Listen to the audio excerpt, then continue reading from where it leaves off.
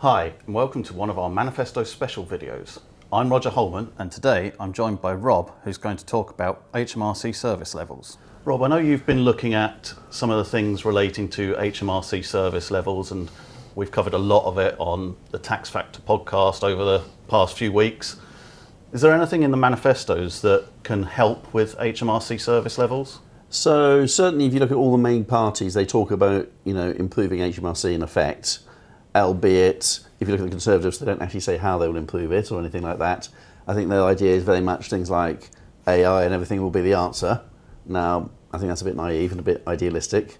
And, they want to again attack the tax gap, and they say, well, we've been successful in attacking the tax gap in the past. So when we talk about a tax gap of 5 or 6 billion, or collecting a tax gap of 5 or 6 billion to give additional funds and everything like that, we've got a history of doing it. But yes, but the fact you've done it yesterday doesn't mean you're going to do it tomorrow. As I talk about with investments, they can go up and they can go down.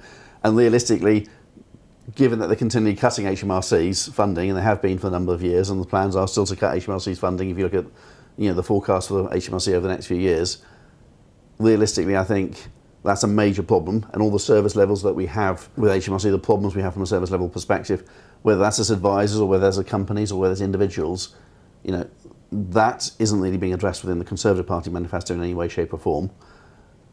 If you look at the Labour Party, if you look at the Liberal Democrats, they're talking about potentially giving up to £1 billion of additional funding to HMRC. And from a headline perspective, I think you have to welcome that. HMRC definitely needs additional funding. I don't think anybody who deals with it would not say they need additional funding. Obviously, though, just giving the money is the easy bit, or it's how you spend it, how you make sure that skills, for example, are upskilled, because HMRC at the moment, in many cases, does not have the skills it needs in terms of whether that's technical stuff, whether it's the IT or whatever, it doesn't have it.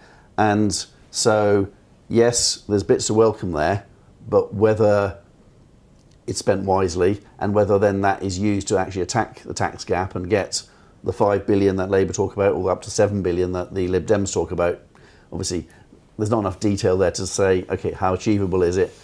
And even if it's achievable in principle, obviously operationalising those things are difficult.